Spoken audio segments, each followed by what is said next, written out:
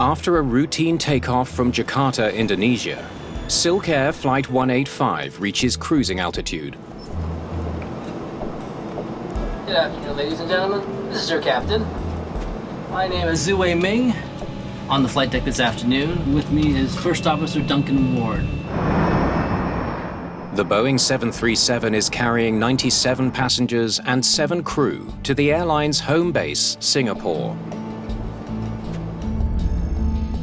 The flight should take about 80 minutes, heading north over the rainforests of Sumatra to Singapore's Changi International Airport. We'll be cruising today at 35,000 feet.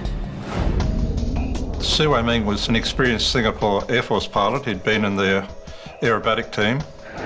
He was always listed as an above-average pilot. Today's first officer is 23-year-old Duncan Ward.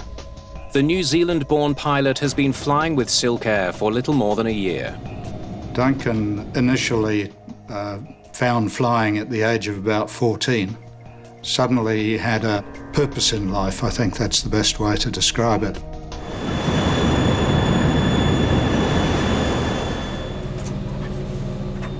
"30 minutes after takeoff, Jakarta Air Traffic Control makes its last scheduled radio call to Flight 185.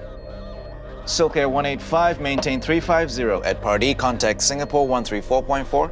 Silk Air 185, roger, 134.4 before Pardee.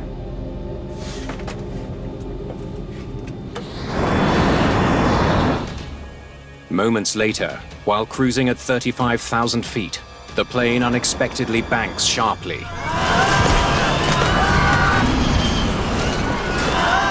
Cabin crew were probably serving lunch at the time with carts in the aisles. It would have been horrific. The aircraft would have been inverted. Anything unsecured would have ended up in the ceiling. What happens to all of the people who might be standing up, to the people who are not buckled in? It doesn't bear careful examination. It's too horrible.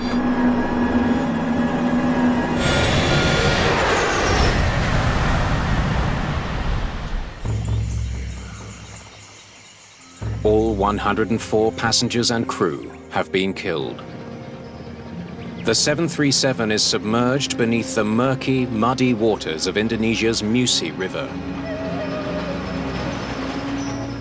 It was just something that, as a father, was so horrendous that it just has an enormous psychological effect on you. Investigator Santoso Sayogo takes charge of the team from Indonesia's National Transportation Safety Committee. Empty those bags. Put it with the other bags for processing. What we did is to go to the crash site, observe, and then record and preserve anything that we can use for the later investigation. Investigators need to find out why Silk Air 185 fell from the sky on a calm, clear day without any sign of trouble.